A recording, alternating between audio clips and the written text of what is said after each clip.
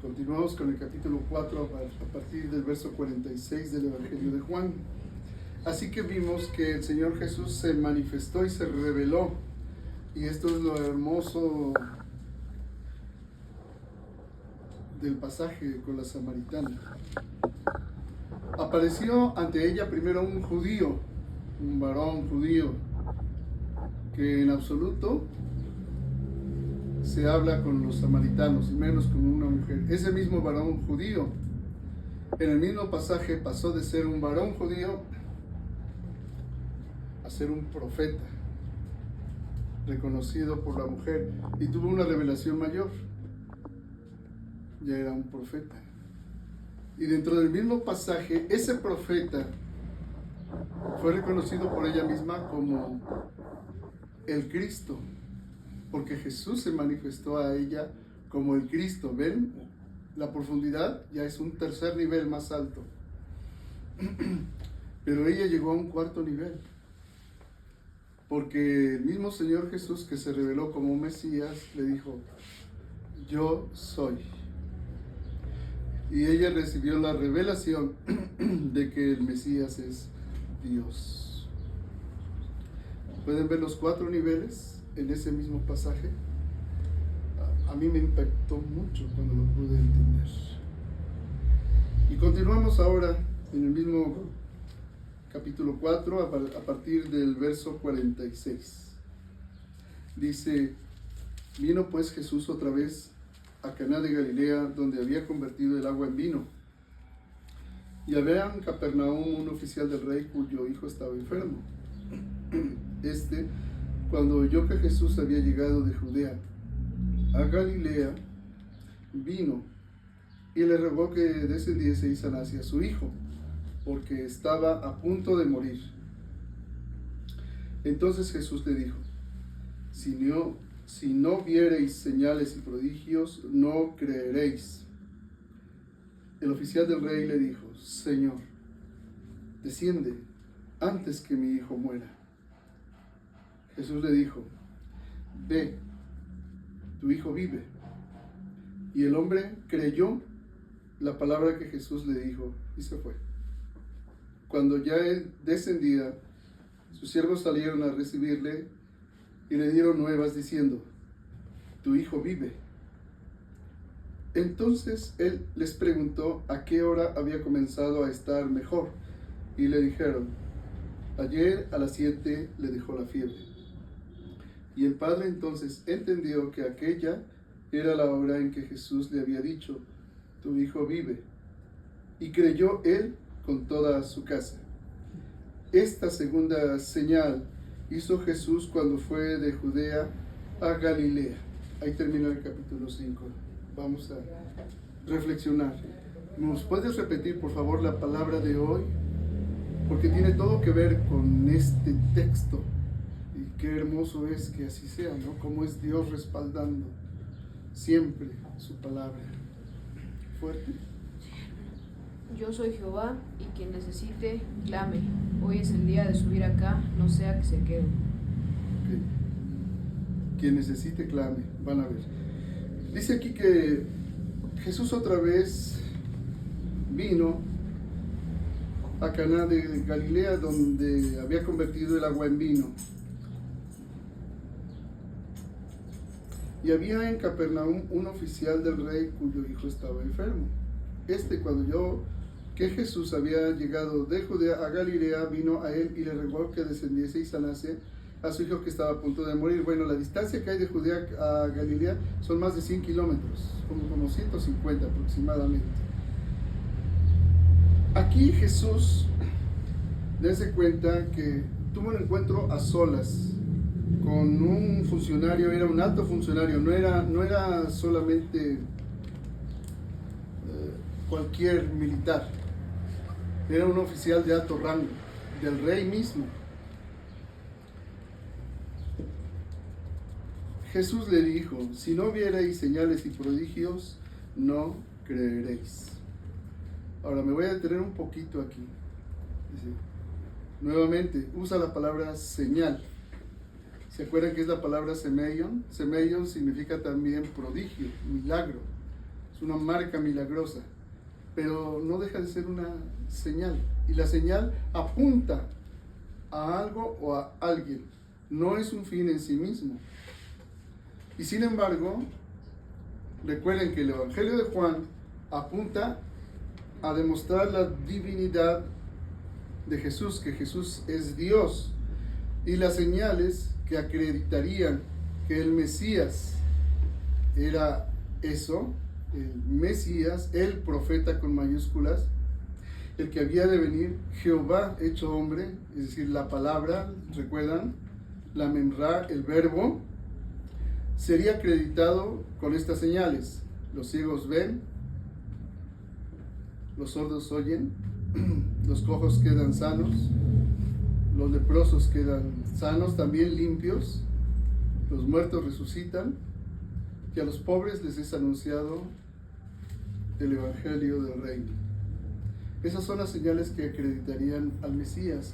Pero aquí el Señor Jesús, el Mesías, dice: si no vieren ustedes señales y prodigios, no creerán. El oficial del rey le dijo: Señor, desciende antes que mi hijo muera. Vemos una actitud del oficial ante un cierto reproche del Señor, porque este oficial había visto muchos milagros. El evangelista Juan solo narra 7 milagros en todo el evangelio. De todos la cantidad innumerable de milagros que hizo el Señor, solo narra 7. El 8º es la resurrección misma, pero aquí nos habla de una segunda señal. ¿Cuál es la finalidad del apóstol a decirnos que es la segunda señal? Porque dice: esta segunda señal hizo Jesús cuando fue de Judea a Galilea. ¿Qué apuntaba a la señal? Cuando tú recibes un milagro, cuando alguien recibe un milagro, se siente sumamente bendecido. Y es cierto, es bendecido porque ha recibido una señal de Dios, una señal milagrosa. Pero esa señal, ¿qué es para los demás? Pues es eso, una señal. Les está indicando algo. Para el que lo recibió es una gran bendición, pero para los demás es solamente algo que apunta hacia dónde dirigirte o hacia alguien a quien dirigirte. Y el Señor dijo: si no vieren señales y prodigios, no creerán. Estaba haciendo una exhortación mayor al oficial del rey, que fuese más allá de la señal, porque el oficial quería ver una señal, la bendición de ¿qué? De que su hijo no muriera. Y le dijo a Jesús: desciende antes de que mi hijo muera. El oficial quería ver la señal y se quería quedar en la señal. Y el Señor Jesús aquí hace algo más. Dice: no mires a la señal, porque la señal, ¿a quién apunta? A mí, que es la palabra, a mí que soy la palabra, a mí que soy el verbo hecho carne. Porque recuerda el principio del evangelio: en el principio era la palabra, y la palabra estaba con Dios, y la palabra era Dios. Pero se pierde lo que en griego dice el texto, porque está más bonito, acomodado, como una escalera, porque dice: en el principio era la palabra, y luego el siguiente renglón empieza con la palabra palabra, y la palabra era con Dios, y luego el tercer escalón, y Dios era la palabra. ¿Sí ven la diferencia? La palabra hecha carne es Dios. Las señales que acreditan que el Dios, la palabra, se hizo hombre, señalan a Jesús.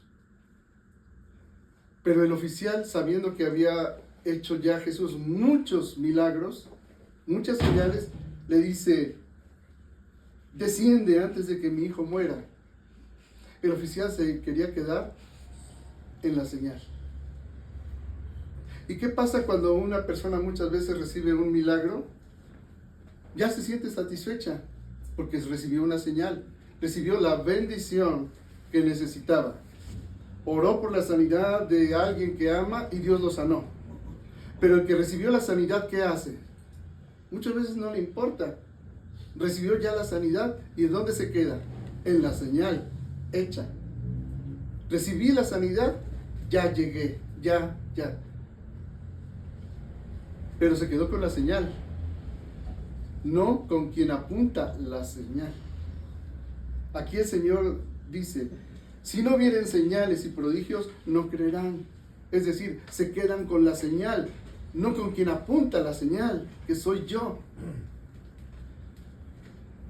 Jesús le dijo, y aquí está el paso que Jesús, la palabra, le enseña al oficial del rey. Ve, tu hijo vive. ¿Qué estaba suscitando el Señor Jesús en el oficial del rey? Porque no estaba viendo la señal del oficial del rey. No estaba viendo cómo su hijo era sanado.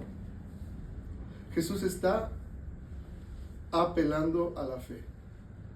Le está diciendo, ve, tu hijo vive. ¿Lo creería el oficial o no lo creería? Porque no estaba viendo la señal. Jesús fue un nivel más alto.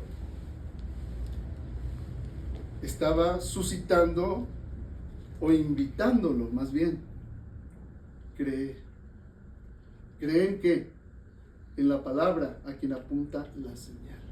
Tú quieres una señal, pero yo te estoy apuntando a mí, que soy la palabra. Yo soy el que da la señal. Y le dice, ve, tu hijo vive. Y el hombre creyó la palabra que Jesús le dijo y se fue. ¿Ven cómo se confirma lo que les estoy diciendo? El hombre ya no se quedó solo en la señal que quería, en la necesidad que tenía. El hombre creyó la palabra que Jesús le dijo y se fue. Ese hombre pasó de ver la señal en el camino a seguir el camino mismo, el cual señalaba la señal. Luego dice, cuando él ya descendía, sus siervos salieron a recibirle y le dijeron nuevas, diciendo, tu hijo vive. ¿Qué le dijeron? Le dijeron la misma palabra que el Señor Jesús le dijo a él. Jesús le dijo, ve, tu hijo vive. ¿Qué le dijeron sus siervos? Tu hijo vive. ¿Ven? Entonces él les preguntó a qué hora había comenzado a estar mejor y le dijeron, ayer a las 7 le dejó la fiebre.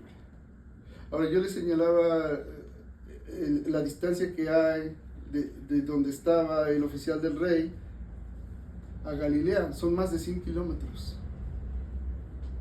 Él le había pedido a Jesús, tú ven a mi hijo para que él viva. Jesús no fue. Jesús le dijo, ve, tu hijo vive. Lo invitó a que creyera en él, en la palabra hecha carne. Él creyó. Y cuando le dijeron los siervos a qué horas esto empezó mejor, ayer a las 7 le dejó la fiebre. El padre entonces entendió que aquella era la hora en que Jesús le había dicho, tu hijo vive. Y creyó él con toda su casa. ¿Ven? Pasó de ver solo la señal a la fe. Qué interesante, ¿no? Dice, y creyó él con toda su casa. Cuando dice con toda su casa, es con toda su familia. Así hablamos de la casa de David, la casa de José, la casa de los distintos. Entonces creyó él con toda su casa. ¿Qué creyó? No creyó la señal. Esa la creyó antes de verla. Creyó en Jesús, la palabra. Creyó en el Mesías como la palabra hecha carne. Y termina diciendo el capítulo, el verso 54, esta segunda señal hizo Jesús cuando fue de Judea a Galilea. La primera señal fue convirtió el agua en vino en las bodas de Caná, y el verso 11 del capítulo 2 dice: este principio de señales hizo Jesús en Caná de Galilea y manifestó su gloria, y sus discípulos creyeron en él. Aquí es una segunda señal cuando fue de Judea a Galilea, no que haya sido el segundo milagro. Jesús ya había hecho muchísimos milagros, pero habla aquí que cuando Jesús fue a Galilea, esta es la segunda señal que hizo Jesús cuando fue de Judea a Galilea. ¿Y qué está apuntando el apóstol Juan en este texto? Que Jesús es Dios, que Jesús es la palabra, que las señales que hace apuntan a la fe en Jesús. Por eso dice: creyó el Padre y creyó en Jesús con toda su casa, con toda su familia. Luego dice el capítulo 5: después de estas cosas, las que acabamos de mencionar, había una fiesta de los judíos. ¿Cuál fiesta? Bueno, es una fiesta. Y subió Jesús a Jerusalén. Y hay en Jerusalén, cerca de la puerta de las ovejas, un estanque, llamado en hebreo Betesda, el cual tiene 5 pórticos. Ahora les voy a hacer un paréntesis dentro de la reflexión que va a venir. Este punto de este pasaje es sumamente importante y que ustedes lo entiendan. No es un detalle menor. Los enemigos de Dios, aún los actuales enemigos de Dios que dicen que critican que esto sea la palabra de Dios, niegan que el Evangelio de Juan haya sido escrito en una edad temprana y afirman que fue escrito después del año 100 después de Cristo, negando la verdad, como que es un evangelio que trata de acomodar las cosas para creer en Jesús, y no es verdad. Van a ver por qué. Vamos a analizar este versículo. Dice: y hay en Jerusalén. Cuando dice que hay en Jerusalén, está apuntando a un tiempo presente. ¿Cuándo fue destruida Jerusalén? ¿En qué año? En el año 70, ¿verdad? De nuestra era. Bueno, si Juan, el apóstol, hubiese escrito este evangelio después de la destrucción de Jerusalén, habría sido muchos años después del año 70. Y habría dicho: había en Jerusalén. Pero no dice había en Jerusalén, dice: y hay en Jerusalén, cerca de las puertas de las ovejas, un estanque. Está hablando en tiempo presente, en modo indicativo. Esto quiere decir que esto lo escribió el Evangelio muchos años antes del año 70, bastante antes, con lo cual se rompe lo que dicen. Y la arqueología también lo ha demostrado, porque después de la segunda mitad del siglo XX, a finales del siglo XX, los arqueólogos encontraron, tal como lo dice aquí, cerca en Jerusalén, el estanque llamado Betesda, el cual tenía 5 pórticos. Y entonces lo que han negado la crítica bíblica, que Juan se inventó esto, resulta con que es verdad. Y esto solo se pudo encontrar casi 2000 años después. Entonces estamos hablando que la autenticidad del Evangelio, para que ustedes sepan dar razones claras de cuándo fue escrito, esto fue muchos años antes de la destrucción de Jerusalén. De hecho, algunos se atreven a decir que es una década quizás después de la resurrección del Señor Jesús.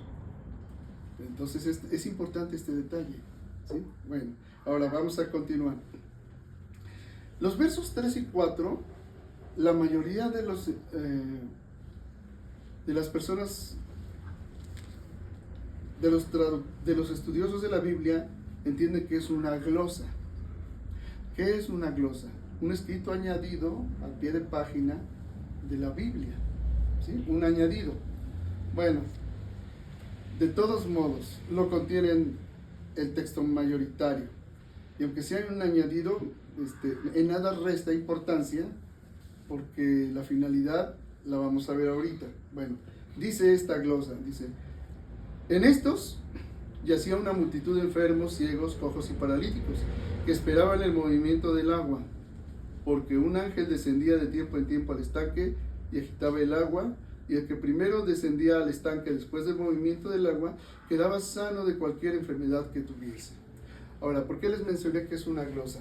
Porque no es verdad que en toda la ley de Moisés el Señor menciona cómo, clamando a Él y volviéndose en arrepentimiento y en conversión, Dios sanaría de cualquier enfermedad a los hijos de Dios. ¿Por qué haría Dios una cosa diferente a lo que Él mismo reveló en su palabra, en la ley? ¿Ven por qué les aclaro que sea una glosa? ¿Por qué Dios haría una especie de lotería para ver que todos los que estén enfermos y desahuciados, el primero que saque el boleto del agua cuando se mete, se sane? Eso desentona completamente con toda la estructura de la palabra de Dios. Por eso es importante que sepan que es una glosa al texto original. Como quiera que está, aparece aquí. Aparece aquí y era un hecho también conocido de todos, que cuando se agitaba el agua, el primero que entraba se sanaba. Como quien dice, compró el boleto ganador. Pero sería un tanto cruel pensar que Dios actuara así. Como si tú compraras un boleto de lotería, ¿no? Del melate, del premio mayor, y solo uno se lo lleva aunque todos participen, ¿no?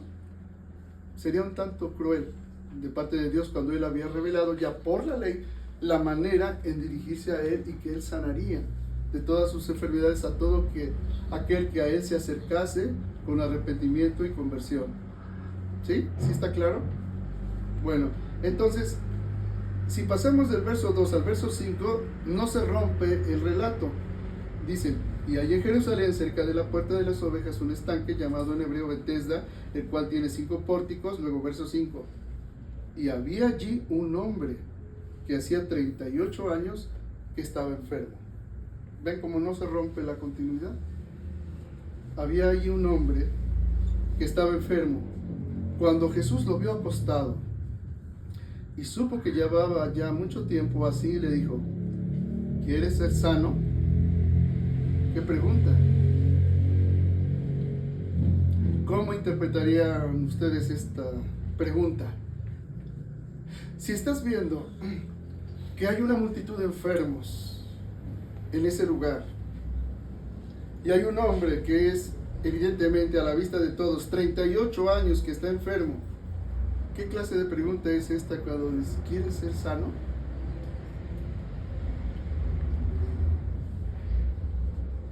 ¿O qué dirías tú si eras el enfermo? Bueno, aquí nos dice qué es lo que contestó el que estaba enfermo. Pero antes de ver lo que contestó, ¿a qué está apuntando Jesús? Aquí, a la necesidad de un hombre que se detalla que ya hacía 38 años que estaba enfermo y siempre compraba el boleto de la lotería para sanar. Este hombre no se acercó para buscar a su sanidad como lo marca la ley de Moisés, como lo marca la ley de Dios. No se acercaba mediante el arrepentimiento, la conversión, la oración para que Dios le sanara. Se compraba un boleto de lotería, a ver si pegaba. Pero compraba ese boleto de lotería, estoy hablando parafraseando, sabiendo que no podía ganar.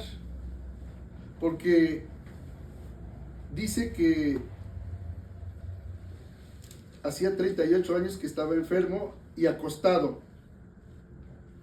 Entonces responde, Señor, le respondió el enfermo, no tengo quien me meta en el estanque cuando se agita el agua, y entre tanto que voy, otro desciende antes que yo.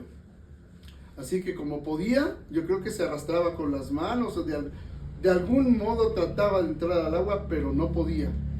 Quizás estaba hasta más cerca que todos, porque al estar 38 años ahí seguramente se iba haciendo poco a poco un espacito, ¿no?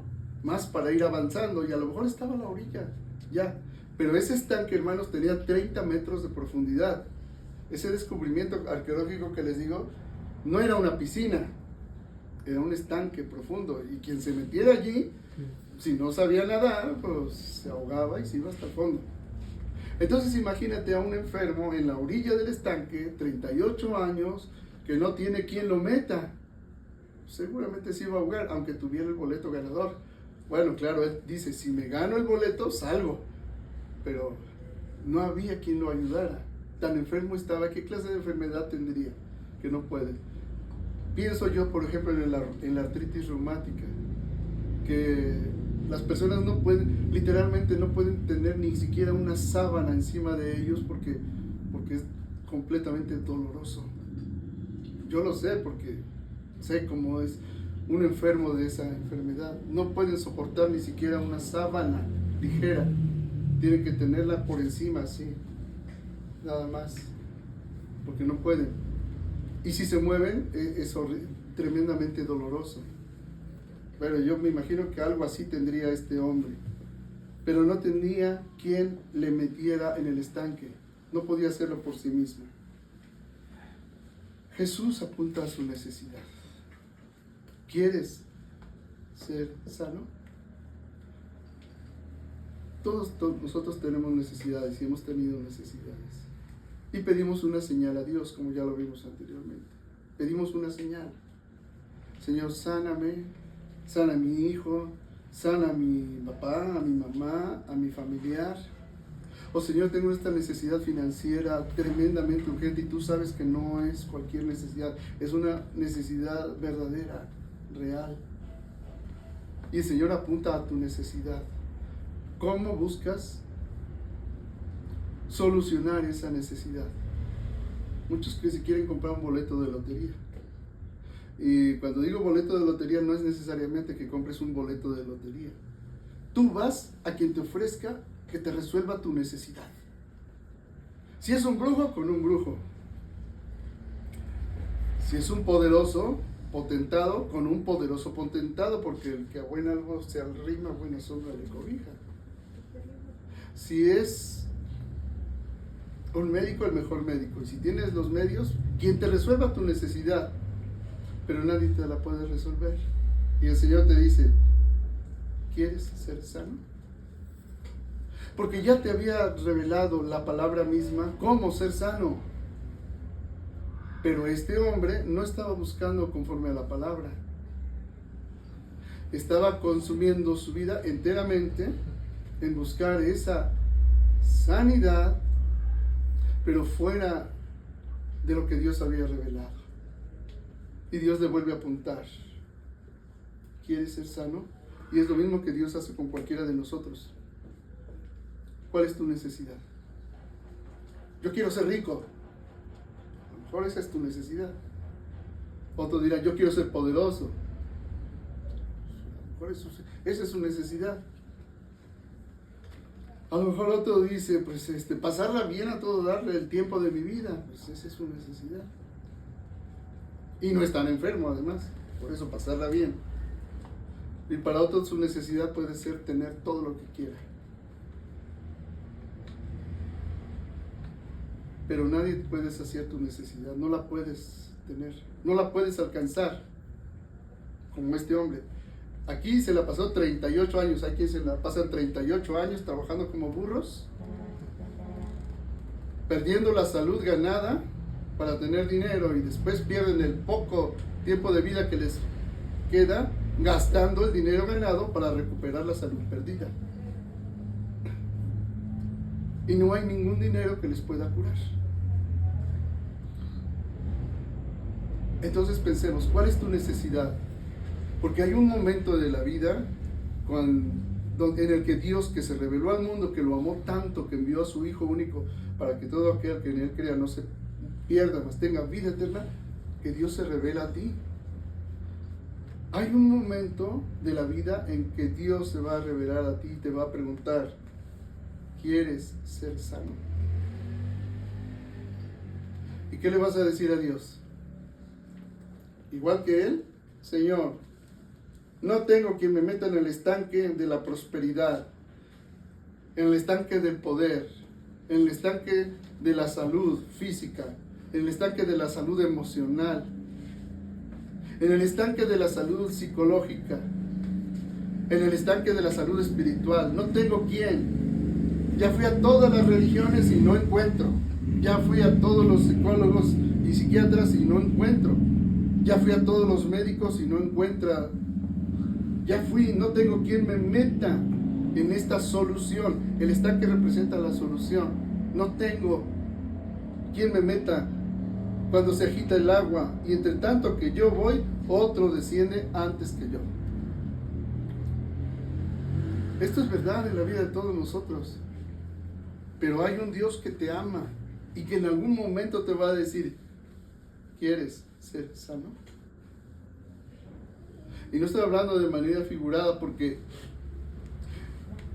a cualquiera que se detenga a pensar en la vida, cuando se encuentra en una encrucijada donde no puede alcanzar aquello que anhela, que puede ser legítimo.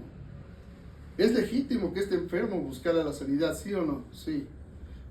Puede ser legítimo tu necesidad, pero no la estás buscando conforme a lo que Dios ha revelado. No la estás buscando así. Has buscado por tus propias luces, como tú quieras. Has buscado a lo mejor a través incluso de la religión cristiana. ¿Por qué? Porque ahí hay una persona que ora por ti, te impone las manos y te profetiza. Porque ahí hay una persona que tiene don de milagros y sana. Porque hay una persona ahí que ora y Dios te da lo que tú quieres. Pero cuando el agua se agita, entra otro antes que tú y obtiene lo que tú no puedes y quieres. ¿Por qué? Porque aunque se diga cristiana, ese líder, ese pastor que te está hablando, no lo hace conforme a lo que Dios ha revelado. Por eso es importante la parte de la glosa. Porque es una especie de lotería, de a ver quién se la saca. Y así hay muchos que han hecho de la fe mercadería. Y la mayoría están allí, la mayoría. Dios se les ha acercado y les ha dicho, ¿quieres ser sano?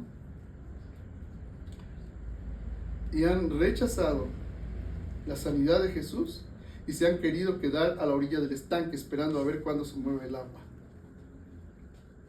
Están esperando la promesa de que Dios te va a hacer rico, Dios te va a prosperar, Dios te va a hacer un milagro sin que tú hagas nada, te va a quitar esa adicción a las drogas, esa adicción, esos pensamientos obsesivos, suicidas, sin que tú hagas nada.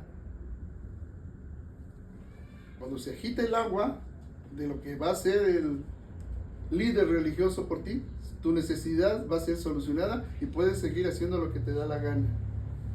Y no va a pasar. Bueno, a alguno le pasará, porque el diablo necesita propaganda, publicidad, que funcione para que atraiga a muchos. Algunos se sacará la lotería, pero la mayoría no. Aquí se muestra el gran amor de Dios, la palabra hecha carne, porque cuando le dijo, ¿quieres ser sano? Jesús le dijo, verso 8, levántate, toma tu lecho y anda. Eso es un favor inmerecido. Eso es gracia. Eso es lo que significa. ¿Por qué? Veamos. Y al instante aquel hombre fue sanado y tomó su lecho y anduvo. Y era día de reposo aquel día.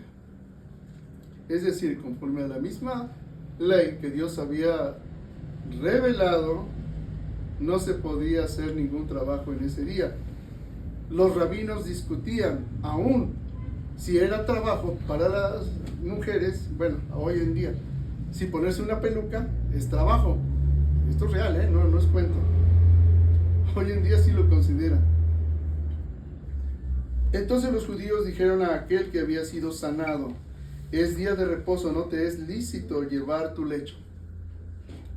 Cuando alguien sabe, porque esto es en Jerusalén, noten que la sanidad que Jesús hizo al oficial del rey fue a solas, nadie se enteró, nadie supo. El único que supo fue el padre del muchacho que fue sanado, pero aquí se hace público. Todo Jerusalén y todos sabían de ese hombre que 38 años había estado enfermo Y se normalizó que nadie lo ayudara. Porque ¿saben cuál es una característica del mal cuando lo normalizamos? Eso, que pierde su gravedad. Cuando estamos todos expuestos a una situación que al principio nos causa conmoción, como ver a alguien tirado en la calle, al principio se le ayuda y causa conmoción, pero cuando pasa el tiempo y ves a muchas personas tiradas en la calle todos los días y todo el tiempo, eso deja de perder su impacto y se vuelve normal. Esa es la banalización del mal. De tal manera que llegamos a ver al mal como algo normal. Piensa tú en cualquier otra situación. Hace 50 años el manual de enfermedades de la mente decía que la homosexualidad era una perversidad y una desviación moral. Y era muy mal visto y rechazado que alguien se manifestara como homosexual. Hoy en día, eso desapareció del manual de los psicólogos y psiquiatras y ahora se ve mal aquel que ve mal la homosexualidad. ¿Por qué? Porque se ha manifestado tanto que ahora se ha normalizado. Aquí la gente en Jerusalén había normalizado ver la multitud de enfermos, habían normalizado algo peor.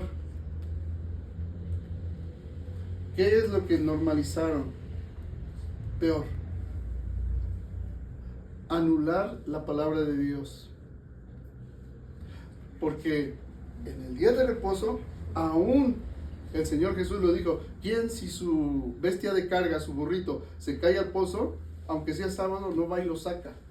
Para que no se ahogue y se contamine el pozo.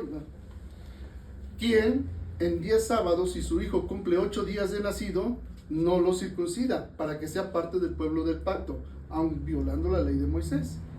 Pues cualquiera, ¿verdad? Si al 8º día ya había nacido el niño, por ley tenía que ser circuncidado, aunque fuera sábado.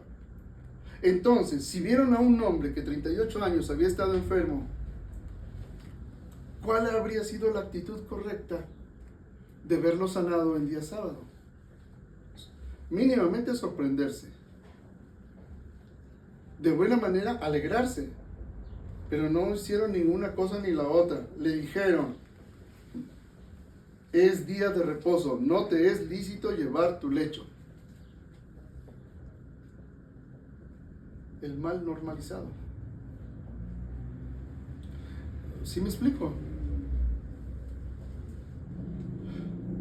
En lugar de misericordia, con la ley, transgredían la ley. Eran legalistas. Y no era por amar a Dios. Era porque la estructura de la religión institucionalizada se volvió absolutamente esclavizante y opresiva. Él les respondió, verso 11, el que me sanó, él mismo me dijo, toma tu lecho y anda. Entonces le preguntaron, ¿quién es el que te dijo, toma tu lecho y anda? Y el que había sido sanado no sabía quién fuese, porque Jesús se había apartado de la gente que estaba en aquel lugar. Después le halló Jesús en el templo y le dijo, y fíjate, porque esto es lo que pasa con nosotros cuando Dios nos hace un favor inmerecido. Porque siendo malos como somos, Dios extiende su misericordia como el día de hoy para que estemos aquí reunidos. Y dice, mira, has sido sanado. No peques más para que no te venga alguna cosa peor.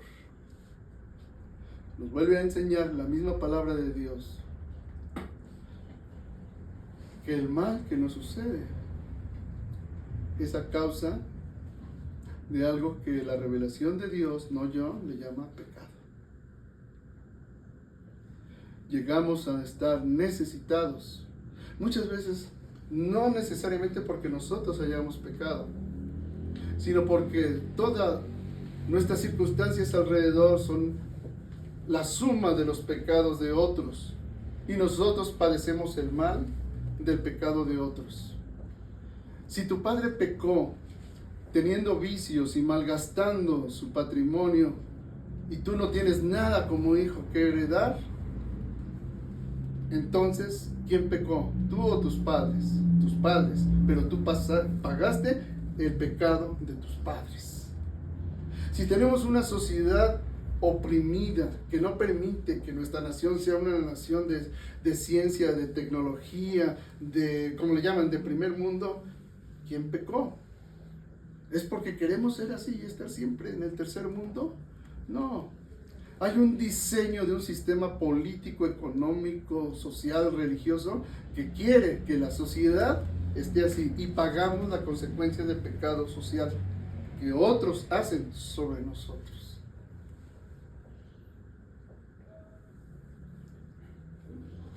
Pero el Señor interviene, no importa cuál sea la nacionalidad, ni nuestro estado social, estrato social, ni nuestro apellido, ni tu historia, y te dice: ¿quieres ser sano? Hoy el Señor nos dio una palabra. ¿La puedes repetir otra vez, por favor, fuerte?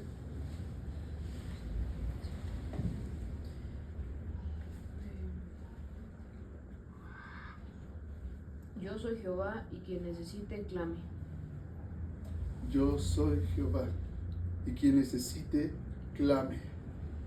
La palabra que hoy estamos diciendo, el Señor le dice al enfermo: ¿quieres ser sano? ¿Tú qué quieres el día de hoy? ¿Qué necesitas? ¿Se dan cuenta que estamos en la presencia de Dios? Estamos en la presencia de Dios. Pero el Señor también te dice: mira, has sido sanado, no peques más, para que no te venga alguna cosa peor. El apóstol Pablo lo aclara más cuando nos dice: todo contribuye para el bien de los que aman a Dios, para aquellos que son llamados conforme a su propósito. Tú puedes clamar a Dios y pedirle lo que quieras. Si en verdad amas a Dios, si en verdad has dejado el pecado, buscas el arrepentimiento y la conversión, cambias tu mentalidad y empiezas a caminar, aunque te sea tropezones, con Dios, el Señor te va a sanar, pero nunca nos va a ocultar la verdad. Mira, has sido sanado, no peques más para que no te venga alguna cosa peor. Y pasará y pediremos cosas como el niño le pide a su papá. ¿Qué niño no hay? O una niñita, se paras en la joyería y le dice: mamá, cómprame ese anillo. Y es un anillo de diamantes que te vale cientos de miles de pesos. ¿Y qué le dice la mamá a la niña? Hijita, algún día te voy a comprar un anillo hermoso, pero ese no, y hoy no. ¿Qué le pides a Dios hoy? Hazme rico, hazme poderoso, déjame pasar la bomba en mi juventud. Y el Señor te va a decir: no sabes lo que pides, no sabes lo que estás pidiendo. Pero si de veras amas a Dios, y si de verdad te dejas llevar de su mano, como el niño, con su mamá, con su papá, que no cuestionan por dónde van caminando, y si de verdad lo haces y quieres algo y te dice tu papá o tu mamá no, o todavía no, o no es tiempo, no vas a hacer berrinche. O si lo haces, pues que se te quite rápido el berrinche, porque sabes que tu papá te ama, tu mamá te ama, y todo lo que te pase contribuye para el bien de los que aman a Dios. Siempre con la advertencia: no peques más para que no te venga alguna cosa peor. Hoy Dios nos ha dado misericordia. Empezamos hablando de las circunstancias, ¿verdad? Tan distintas y tan variables que podemos vivir, de un día antes a un día de gozo y después a un día de luto. Pues, clamemos a Dios y pidamos que su propósito se cumpla en nosotros, porque Él quiere nuestro bien y Él tiene cuidado de nosotros. Así que dice el verso 15: el hombre se fue y dio aviso a los judíos de que Jesús era el que le había sanado. Y por esta causa los judíos perseguían a Jesús y procuraban matarle, porque hacía estas cosas en el día de reposo, es decir, transgredía el orden establecido, el status quo. Los cristianos, los verdaderos discípulos de Cristo, transgredimos el sistema de cosas que hay aquí en el mundo. Y si tú no lo transgredes, a lo mejor no eres tan cristiano como piensas que eres. Jesús lo hizo. Y Jesús dijo, me persiguieron a mí, los perseguirán a ustedes. No creyeron en mi palabra, tampoco creerán en la suya.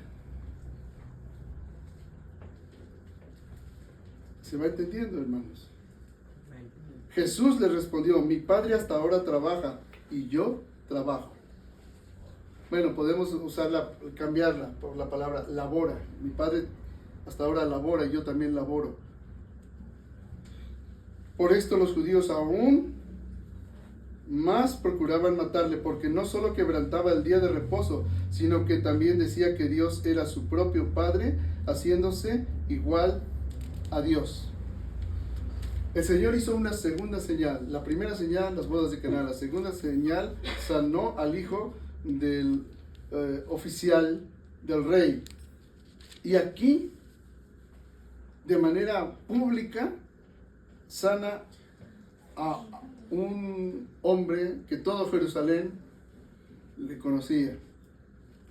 Y Jesús trastornó el sistema de cosas, como estaba, de la religión institucionalizada, oficializada y corrupta. Y dijo, mi Padre hasta ahora labora y yo también laboro. Y por eso le mataban, porque no solamente quebrantaba el sábado, el reposo, sino que también decía que Dios era su propio Padre, haciéndose igual a Dios. Cuando alguien no cree, cuando alguien ve las señales que Dios hace, o recibe las señales, o sea, entiéndase, milagros que Dios hace, y viendo las señales, en lugar de sorprenderse mínimamente o alegrarse, se enoja, no es por otra cosa, sino porque, como Él mismo les dirá más adelante, ustedes son hijos de su padre, el diablo. Y reitera nuevamente, como empezó en el prólogo del Evangelio, en el principio era la palabra estaba con Dios, y Dios era la palabra, o la palabra era Dios. Miren nuevamente en el capítulo 5 cómo vuelve a reiterar que Jesús también decía que Dios era su propio Padre, haciéndose igual a Dios. Hoy todo el mundo quiere tener una idea de Jesús como le da la gana y desde la ignorancia. Pero la Escritura nos muestra que Jesús es Dios. No es solamente un nombre, es un hombre verdadero, pero también es Dios. Amén.